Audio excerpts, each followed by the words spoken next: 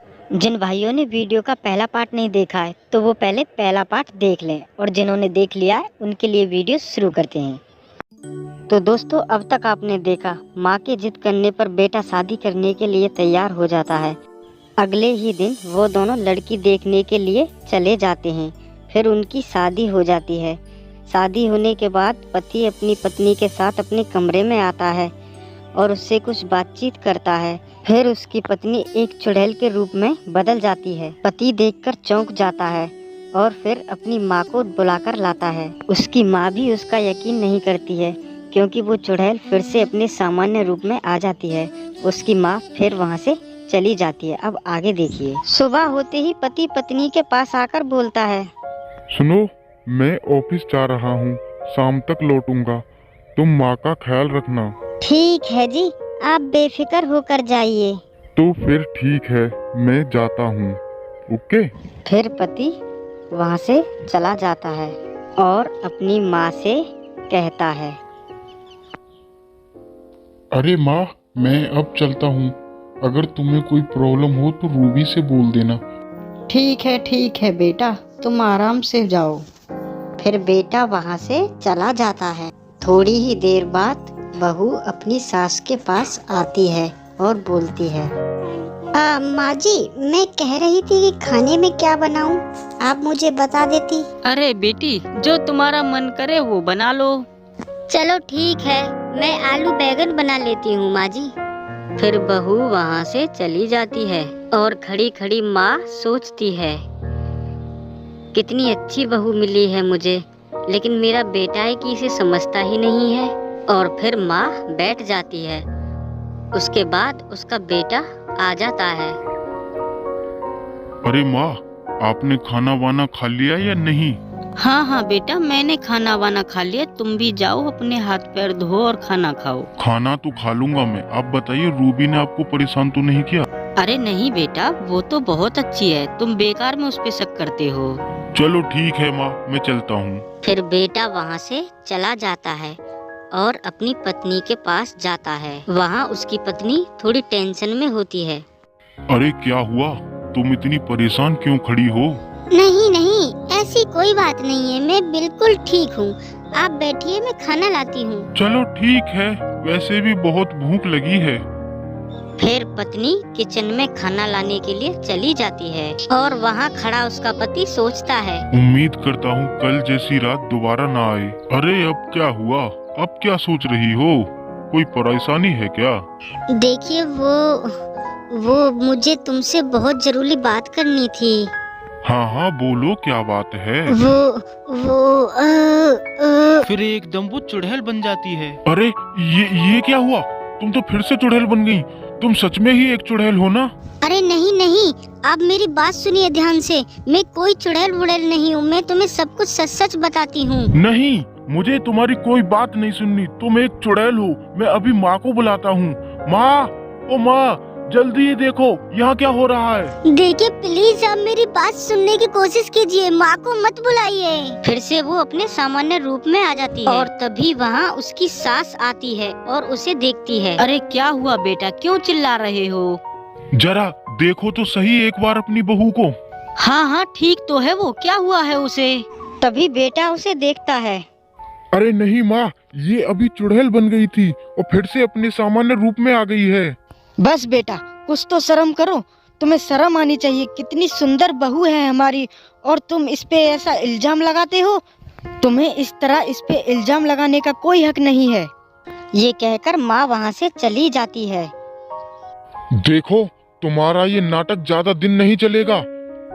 देखिए, मैं आपके हाथ जोड़ती हूँ, प्लीज मेरी बात तो सुनिए एक बार। मुझे एक मौका तो दीजिए। बस बहुत हुआ, अब अपनी बकवास बंद करो। तुम्हारा ये नाटक मेरे सामने नहीं चलेगा। मैं एक दिन तुम्हारी असलियत सबके सामने लाके रहूंगा। फिर उसे डांटकर उसका पति वहाँ से चला जाता है और अपनी माँ के पास जाकर अपनी माँ से बोलता है, आपको मेरा विश्वास नहीं है ना माँ? आज उसके कमरे में जाकर देखना। दूध का दूध और पानी का पानी आपके सामने हो जाएगा, तब आपको पता चलेगा।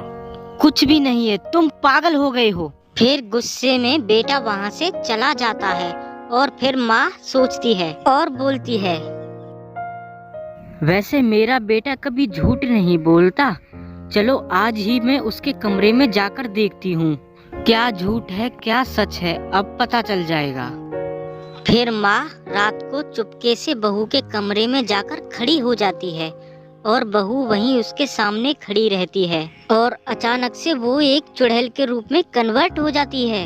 ये देखकर सास चौंक जाती है और नीचे गिर जाती है और फिर झट से खड़ी होकर माँ वहाँ से चली जाती है और चुड़ैल वहीं खड़ी रह जाती है और माँ घबराती हुई दौड़ दौड़ कर जाती है।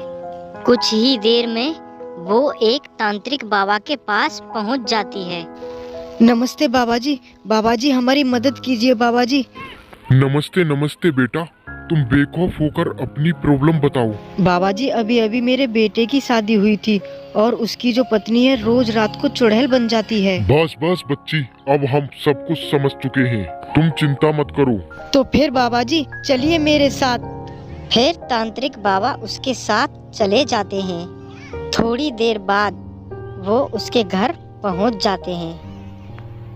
बाबा जी यही है मेरा घर, मेरी बहू अपने कमरे में होगी।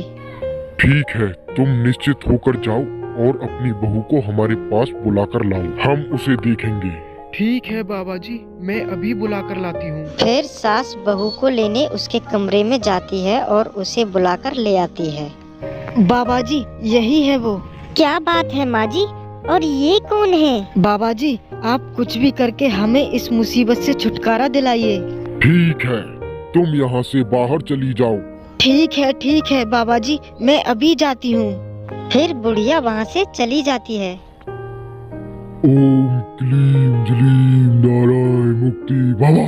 अरे कौन हो तुम और ये सब क्या बक रहे हो? मेरी कुछ समझ में नहीं आ रहा है। तू मुझे पागल नहीं बना सकती चुड़ैल। बस बहुत हुआ। ए ढोंगी, तू जानता किससे बात कर रहा है? फिर वो एक चुड़ैल के रूप में बदल जाती है। हा हा हा हा, मैं जानता था तू जरूर अपना रंग बदलेगी। ओ ढोंगी, मैं तुझे एक मौका देती हूँ, चला जा यहाँ से अगर जान प्यारी हो तो। मौका तुझे मैं देता हूँ, छोड़ दे इस बच्ची को, वरना तुझे मैं जला के भस्म कर दूंगा चुड़ैल।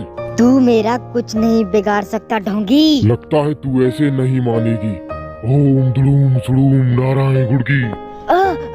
ये मुझे क्या हुआ? रुक जाओ, मैं कभी इसे परेशान नहीं करूँगी, रुक जाओ। तो चली जा इस बच्ची को छोड़कर और कभी यहाँ लौट के मत आना, वरना तुझे जला के भस्म कर दूंगा। फिर चुड़ैल उसके शरीर को छोड़कर चली जाती है और वो बेहोश होकर गिर जाती है। तभी उसका पति वहाँ आता है। ए, कौन हो तुम और ये तुमने मेरी पत्नी को क्या किया है? घबराओ मत, तुम्हारी पत्नी बिल्कुल ठीक है। उसके ऊपर एक चुड़ैल का साया था, मैंने उसे उससे मुक्त किया है। हाँ बाबा जी ये बात तो सच है, इसके ऊपर एक चुड़ैल का साया तो था, मैंने खुद अपनी आंखों से देखा था, लेकिन मेरी माँ ने यकीन नहीं किया था। तभी उसकी पत्नी खड़ी हो जाती है। अरे आप कब आए जी? मैं बस अभी अभी आया हूँ। ये बताओ तुम कैसा महसूस कर रही हो अब? अब मैं बिल्कुल ठीक हूँ। थैंक यू बाबा जी, आपने मेरी जिंदगी बर्बाद होने से बचा ली। इसमें थैंक यू बोलने वाली कोई बात नहीं बेटी, ये तो मेरा कर्तव्य था, मुझे करना ही था। तभी वहाँ माँ आ जाती है। अरे बेटी अब कैसा महसूस कर रही हो तुम? माँ जी अब मैं बिल्कुल ठीक हूँ, आपको टेंशन लेने की जरूरत नहीं है। ये बिल्कुल सही कह रही है, अब इसे कोई प्रॉब्लम नहीं है, ये बिल्कुल ठीक है। बाबा जी आपका बहुत बहुत धन्यवाद, आपने हमारा घर बर्बाद होने से बचा लिया, हम आपके आभारी रहेंगे। तो दोस्तों यही थी हमारी कहानी। तो दोस्तों अगर आपको वीडियो अच्छी लगी हो तो वीडियो को लाइक कर दीजिएगा और हमारे चैनल को सब्सक्राइब कर दीजिएगा।